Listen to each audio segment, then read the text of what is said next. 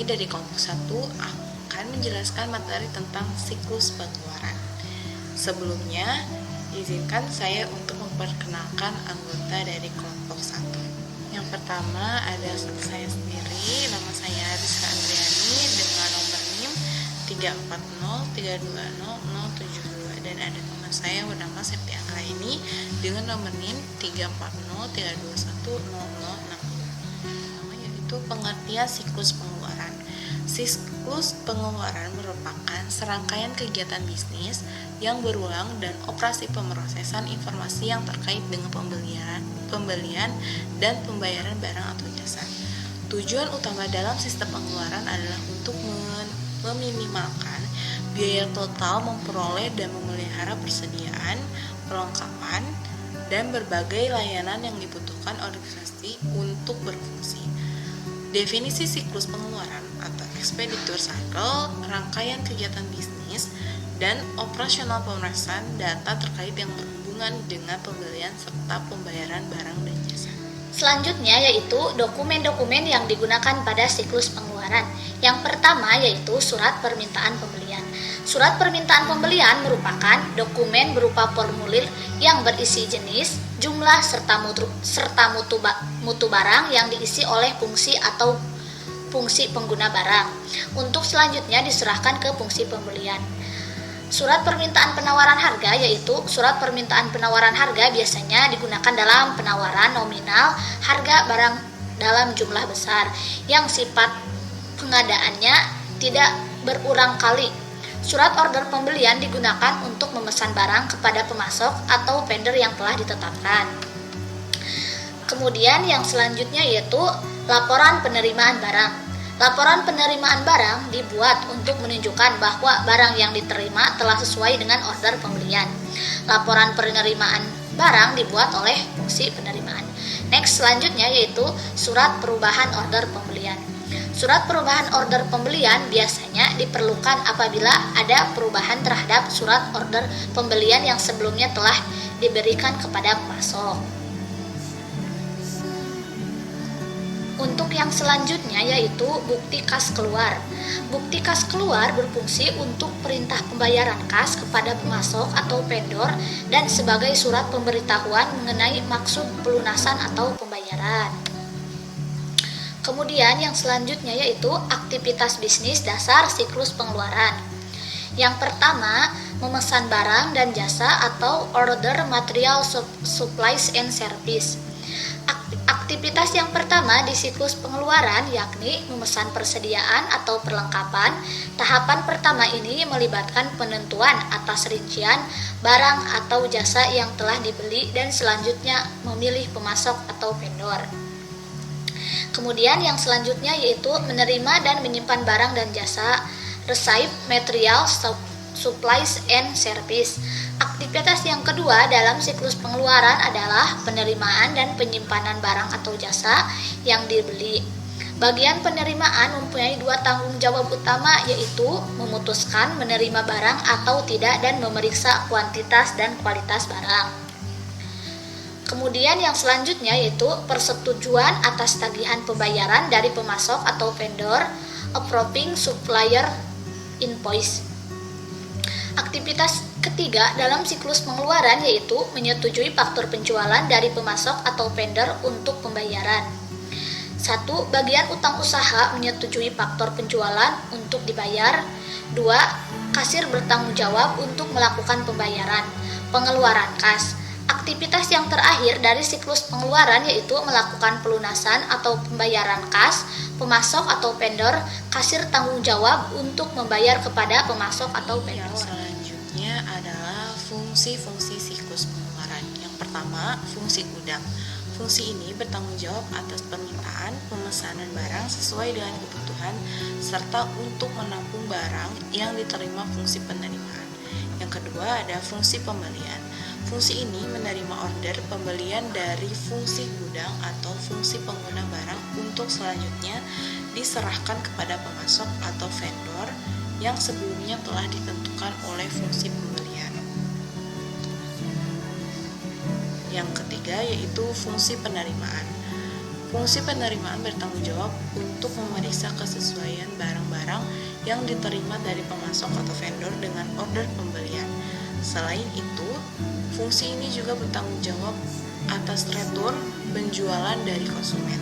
Yang keempat adalah fungsi akuntansi.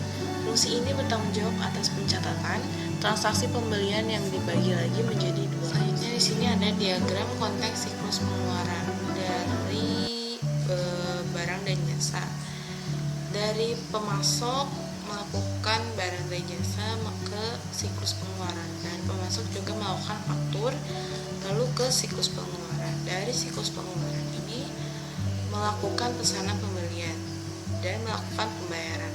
Dari siklus pengeluaran juga melakukan data pembelian dan data pembayaran, lalu melakukan sistem buku besar dan laporan. Dari back order, dari siklus pengeluaran ini melakukan penyerahan barang dan melakukan siklus pendapatan. Dan dari siklus pendapatan terjadi back order ke siklus pengeluaran. Lalu dari siklus pengeluaran melakukan penerimaan barang dan melakukan persediaan. Dari persediaan melakukan usulan pembelian kepada siklus pengeluaran. Dari siklus pengeluaran melakukan penerimaan barang dengan ke berbagai departemen. Dari berbagai departemen ini melakukan usulan pembelian ke siklus pengeluaran.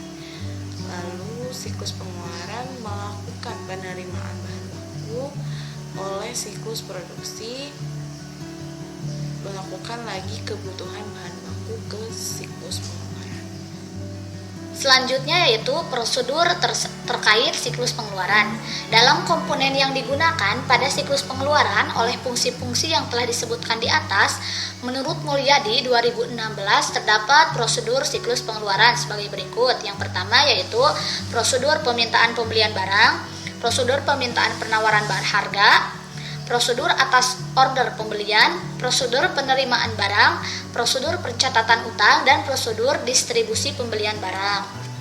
Selanjutnya yaitu catatan yang dihasilkan pada siklus pengeluaran. Yang pertama yaitu jurnal pembelian. Jurnal pembelian berguna untuk mencatat transaksi-transaksi terkait aktivitas pembelian perusahaan. Jurnal dibuat berdasarkan dokumen atau bukti dari transaksi pembelian. Selanjutnya yaitu register buku kas keluar. Register buku kas keluar digunakan sebagai dokumen sumber atas pencatatan utang perusahaan kepada pemasok atas pembelian barang. Selanjutnya yaitu kartu utang. Kartu utang sebagai pelengkap dari register buku kas keluar, hanya saja lebih rinci dalam pencatatan utang pada setiap transaksi dan pemasoknya. Yang terakhir yaitu kartu persediaan. Kartu persediaan merupakan catatan rinci terkait jumlah persediaan dan harga pokok penjualan dari barang. Siklus pengeluaran pada sistem otorisasi dan prosedur pencatatan. Yang pertama, surat atau dokumen.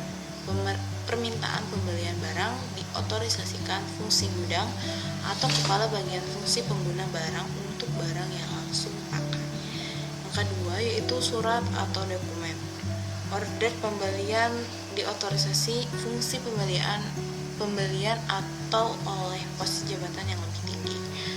Yang ketiga, laporan terkait penerimaan barang dari pemasok diotorisasi fungsi penerimaan. Yang keempat yaitu bukti kas keluar diotorisasi fungsi akuntansi atau oleh posisi jabatan yang lebih tinggi.